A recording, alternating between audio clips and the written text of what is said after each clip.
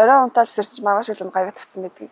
Маш их миний хувьд 2 дахь гэрман штэ гэдэг. Мига гадлаа гэдэг. Mishandled for a moment. 6 to shoot. It swung. Black girl to the rescue. The Cinderella story continues. За зэмдээ. Би Сэлэнг аймаг 100 араагийнх. Би 15 настайгаас шигсэн үг хичээлж эхэлсэн. Яг тэгээд доороос хийж чадахгүй, хамтаа хийж чадахгүйс нөгөө гудамжны сакс гэдэг штеп. Тэгээд тэр мөрөн дээр ах нартайгаа гадаа шийдэн дээр л тоглодог гэсэн. Би сайн мэдгүй. Тэгээд яг нөгөө сургуульд 10 жилдээ нөгөө тэмцээнд ороод нөгөө сургуулийн даварга болдсон штеп. Тэнд ороод тэгээд сургуулийнхаа шигшээд дуудаг. Тэрнээс хойш яг ингээд ганц үг шиг нөгөө анх суурай тавьж эхэлсэн. Би анх нөгөө шидэж чаддгүй сахгүй холоос ер нь дундаас эсвэл доороос ингээ ер нь тоглодог. Ер нь төвийн тоглогч тэгээд анх шидэж чадахгүй тэр үед яг ингээ урсгалаараа яг ингээ саксон үг хичээлжсэн. Тэнгүүл нөгөө нэг тулгаагч дээр очиод тулгаагч дээр шав болчихоо тэгээд ингээ шидэлтийн ер нь 8 шиддэг болоод тэр мөвчт хамгийн намайг хурцсан зүйл юм нөгөө шийдвэр орж байгаа хөлцөөний нөгөө сетинг нөгөө өмгөөдстэй гээд ордог. Тэр мэдрэмж намайг ингээд амар дуртай болгосон гэх юм уу амар. Тэр мэдрэмжийг сонсохоор ингээд шар ус тасдаг шүү дээ. Тэгээд тэрнээсээ илүү урам зориг аваад яг саксон үед илүү бас дууссан. Эний удаа нэгдүгээр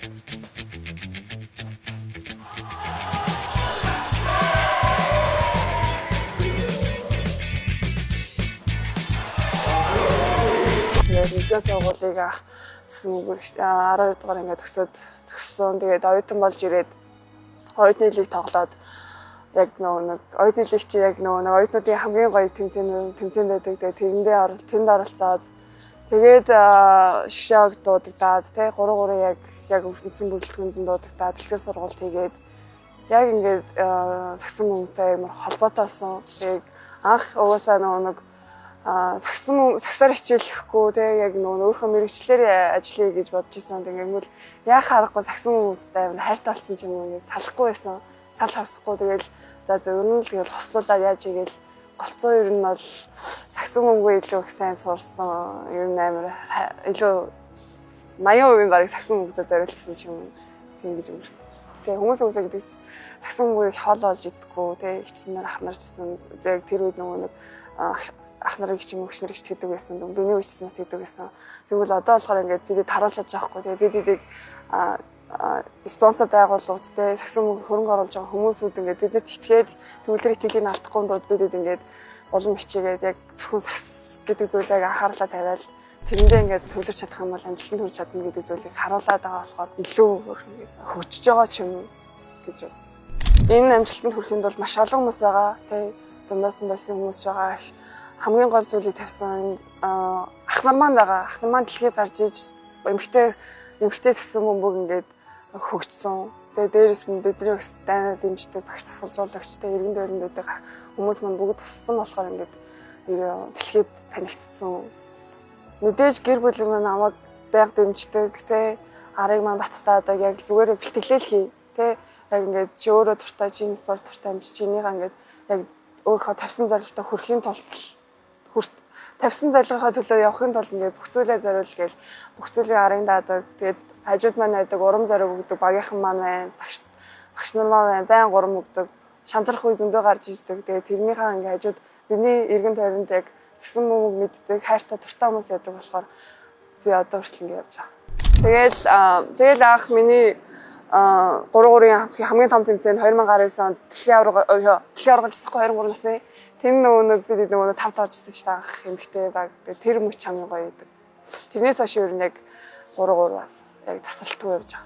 Зэн бидэд маш удааны хугацаанд ингээд дэлхийн сургуулийг хожигдол зөндөө авч ирсэн.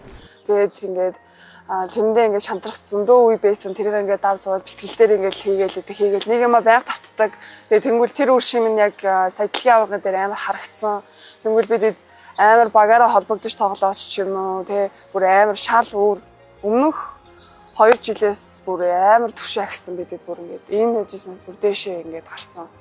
Гэхдээ бидэд ханаагүй тэгээд цаана зөндөө тэмцээн уралдаан байгаа тэрэндээ ер нь бас голцоо одоо байгаа төвшнөөсөө илүү бас илүү сайжруулах зүйлүүд бас зөндөө байгаа. Тэрэн дээрээс ажиллана. Тараашдаг хүн за би бодё та. Монгол уу? Байхгүй мэнэ. Манай хулам чамкигч хоёр их караштай хоёр.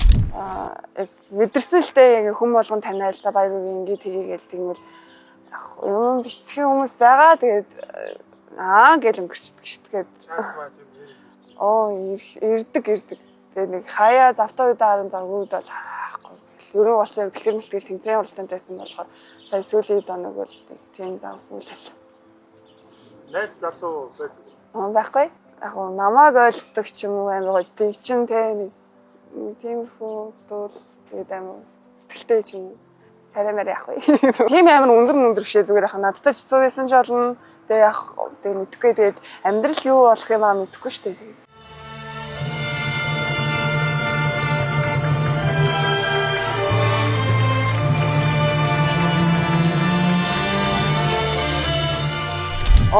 Бид нэг яг юу лээ буудлаасаа маргааш нь гараад тэгээ гэртээ харьцахаас ихгүй тэгээд хүнд болгосон бахар буцаад авсан чинь маргааш төрийн ордон дээр ингээд хэдүүлээ очион байна гавья тамирчин амжаа ингээд дэгдэхгүй тэгээ гайхаад гэдэг дэгхгүй тэгээд тэгсэн чинь гавья тамирчин юу цаалаа ерхийлэгчийн төрийн ордон дээр 11-ээс уулзах юм байна гэсэн чинь заа гээл тэгэл багийнхандаа ярьж мараа л гэсэн чинь бүр амар гайх би гэхдээ гавья давж бодоогүй заяа.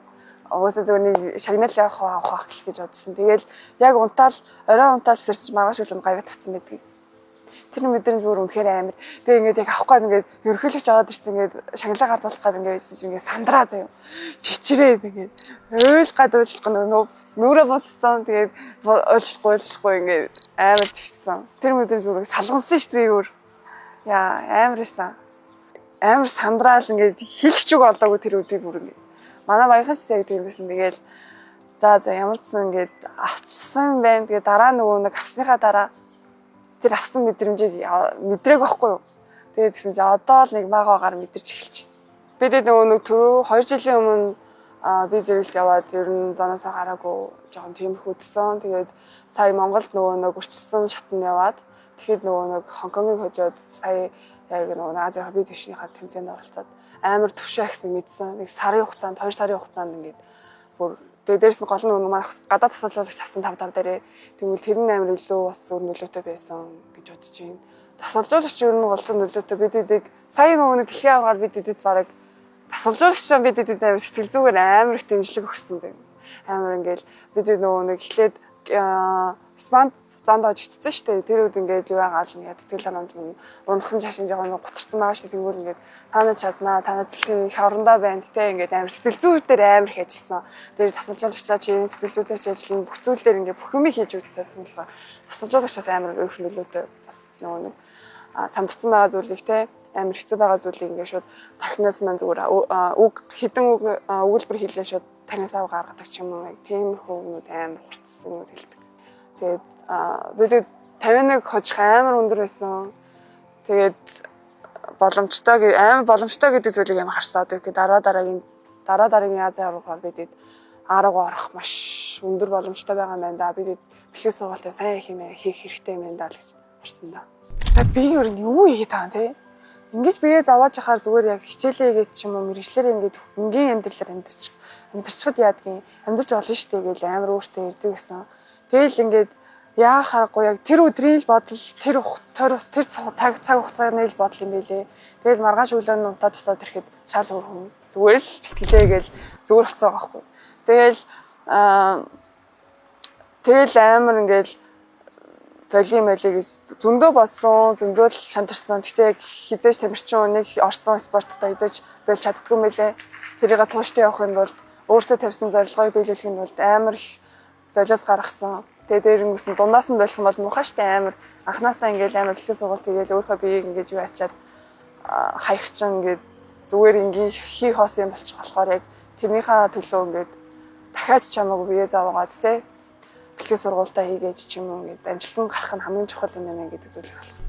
Ойрын хугацааных гэх юм бол дараа жилийн дэлхийн аварга болохгүй тэрэнд медалийнхаа өнгийг бас өөрчлөх бодолтой байгаа ерөн зорилго. Тэгээ цаашдаа бол яг олимпиад оролцох 28 он олимпиад оролцохыг хүсэж байна. Тий, хамгийн том зорилго бол тэр л. сагсан бөмбөгөөр болон спортоор хичээлж байгаа одоо хүүхд залуучуудтай хандаж хэлгээд та нар ингээд өөрсдийн гэсэн зорилготой байгаарай. Тэгээд тэрнийхээ төлөө ингээд тууштай байдлыг баримтлаад тэрийгээ даван туулахын тулд маш их олон зүйлүүд гарч ирнэ. Замаасаа буцах зүйлж гарч ирнэ, хазаах зүйлж гарч ирнэ. Тэрийг битгий алдаараа буцаад тэр шугамдаа орооч ч юм уу тэг яг нэг тавьсан зорилгын төлөө шатаар ахих боломжтой шүү. Тэгээ дээрэс нь тэр өдөр болгон хийсэн бэлтгэлээ чи өөр шимд хизээний өдөр чамд амар амжилт авчирнаа гэж хэлмээр байна да.